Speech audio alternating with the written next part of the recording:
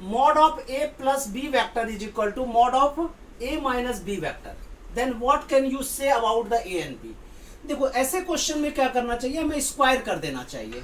तो vector of a plus vector of b whole square is equal to vector of a minus vector of b whole square. a plus b whole square is equal to a square plus b square plus 2 into vector of a dot vector of b।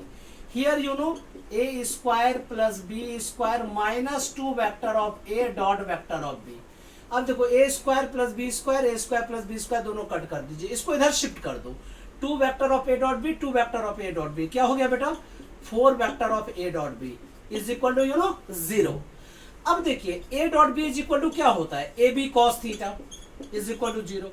अब देखो 4 को 0 के side ले जाओगे 0, a b को 0 के side ले जाओगे तो 0। So cos theta is equal to 0. So you can say that theta is equal to cos inverse 0। मैंने कहने का मतलब है cos theta में 0 की वैल्यू कितनी होती है, पाई बाय 2 पर होती है, या इसी को कह सकते हैं हम लोग कि 90 डिग्री पे होती है। तो अगर ये रिलेशन है magnitude of a plus B vector is equal to magnitude of a minus B, then a और b दोनों के बीच जो है 90 डिग्री एंगल है। That's it.